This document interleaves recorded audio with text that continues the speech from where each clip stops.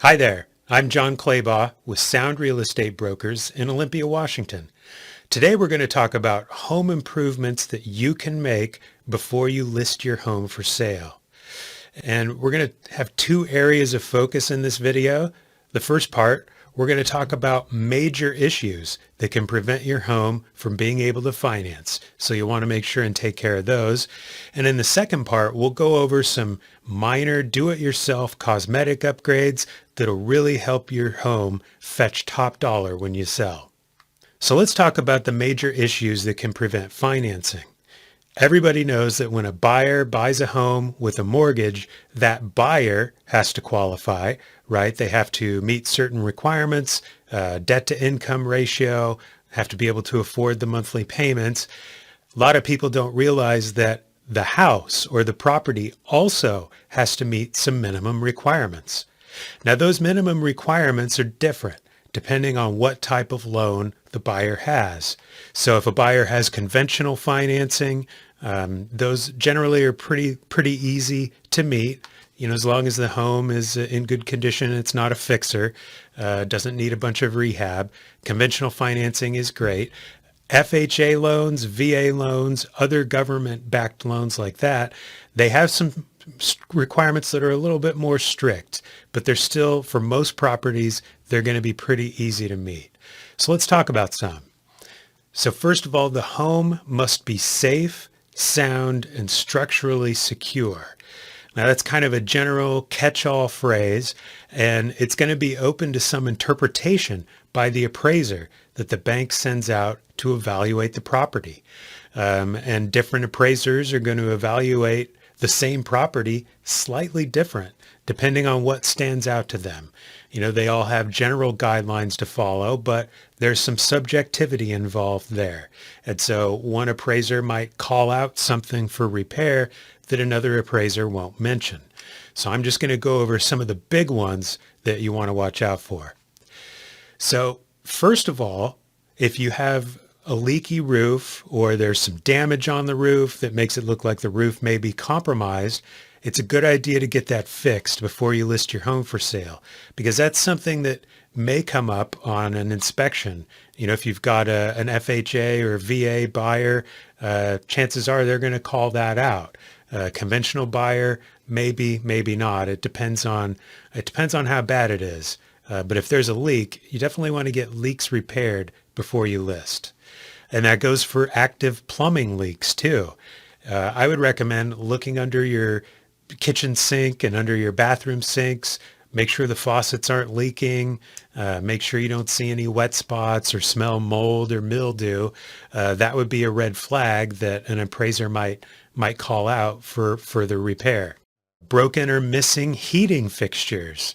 You know, generally they want to see that there's heat available in every finished room. So if you've got a room with maybe a baseboard heater or a cadet wall heater or something, and that heater's out, might be a good idea to replace that, because a lot of appraisers will call that out for repair before the home would close. And it's good to take care of these things up front before you list the home for sale so that you don't get any delays during the transaction. While all of a sudden the appraiser says you've got to repair something, now we've got to scramble to try to find a contractor to do it. It's a better bet to get it taken care of ahead of time.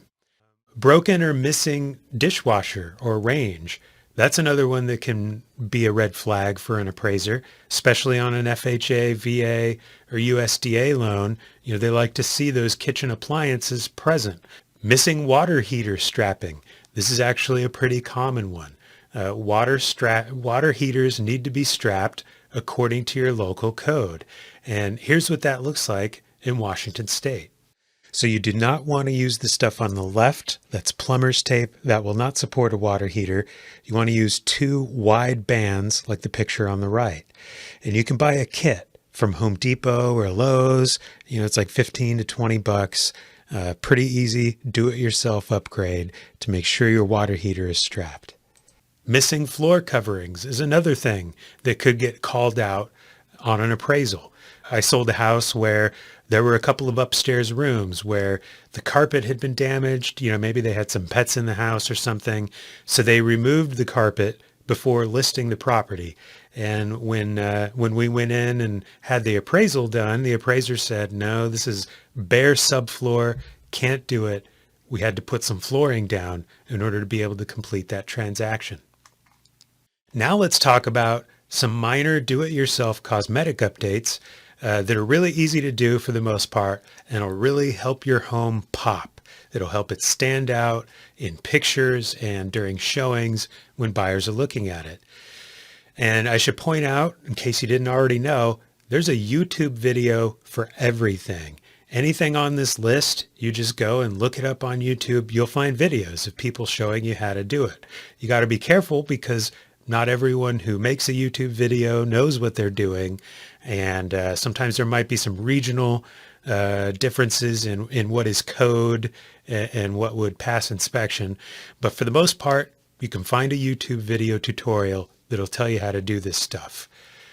So the first thing you want to do is general cleaning. That's really basic stuff.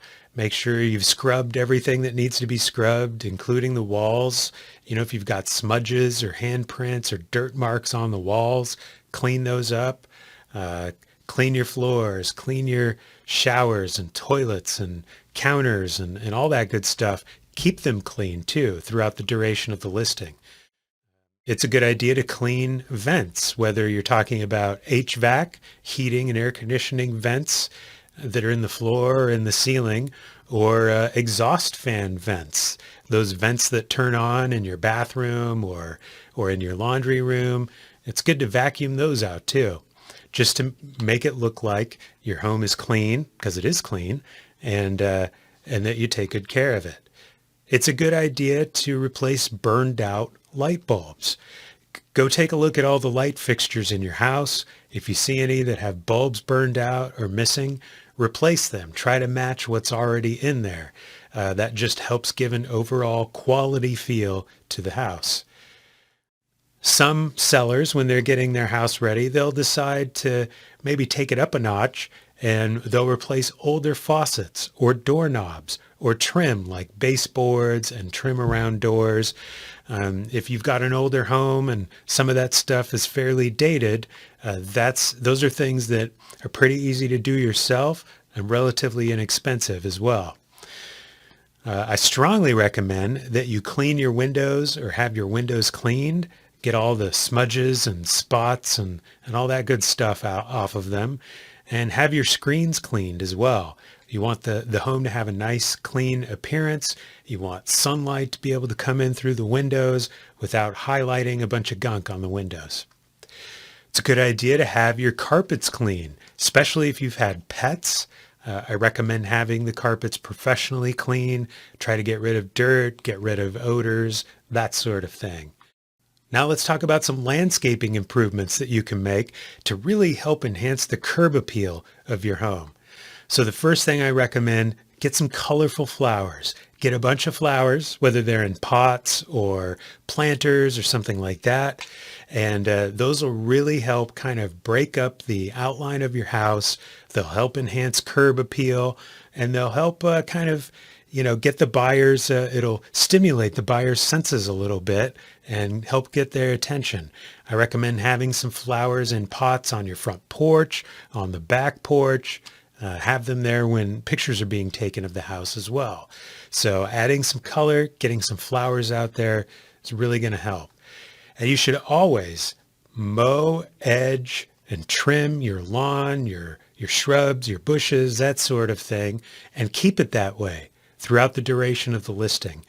You don't want to let your grass go long or let things get out of control in the yard, because then that makes the buyer, that gives the buyer the impression that there's work to be done.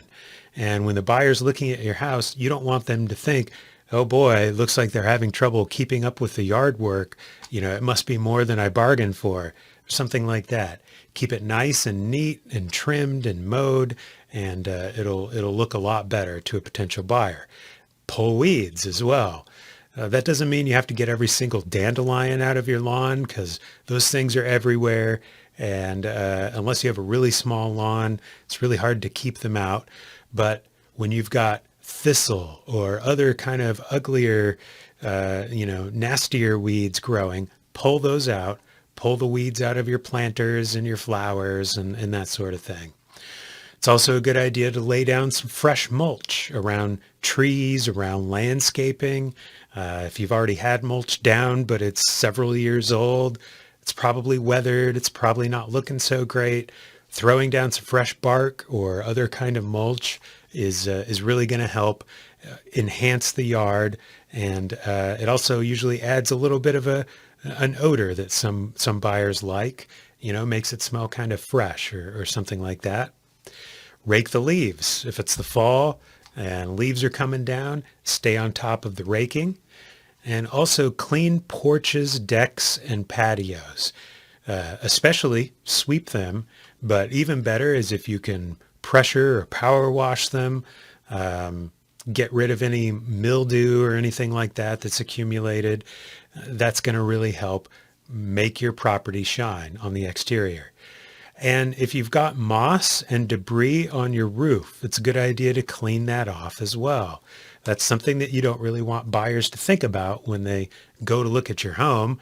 There's a moss issue, or where did all this stuff on the roof come from? All these branches and pine needles and stuff.